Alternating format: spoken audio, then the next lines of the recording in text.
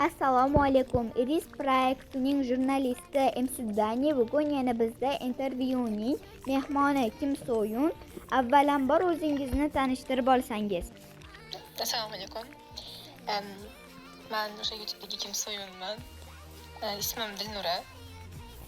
Mayli, ilm qiziqmasdir hech kimga. YouTube'da где-то bu akkauntimda fevraldan beri faoliyat yuritaman. Oldingi akkauntimda sentyabrdan beri edi. U akkauntim o'chib ketdi afsuski. Hozir shu akkauntimda yuritaman. Asosan vloglarim BTS, Taehyun, keyin hayotiy muammolar haqida bo'lishi mumkin. Shunaqa.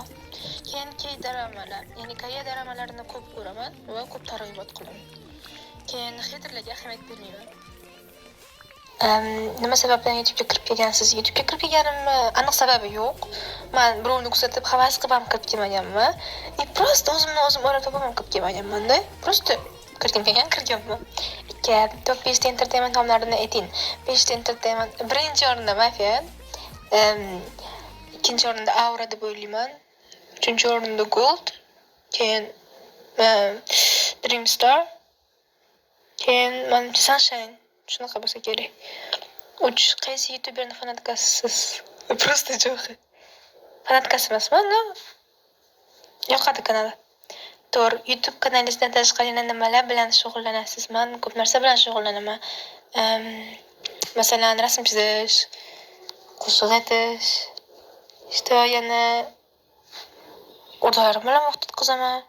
To'g'ri, YouTube kanalingiz 5, sizga 1 soatlik sehrli kuch bo'lganida nima qilar edingiz? 1 soatlik sehrli kuch bo'lganida o'ylab ko'rmagan ekanman. 1 soatlik sehrli kuch bo'lsa ko'rinmas biroq menimcha. Albatta chindan xursand qiladigan mashg'ulot nima? Xafa bo'lib turgan paytim yaxshi ko'rgan insonim kelib bo'ldi, xafa bo'lib kechirsa yaxshi ko'raman deyshi.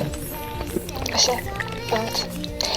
o'zim yaxshi ko'radigan mashg'ulotlardan yana bittasi xafa bo'lib o'tirgan paytim muzika eshitsam yoki rasm chizsam, nastroyim ko'tariladi.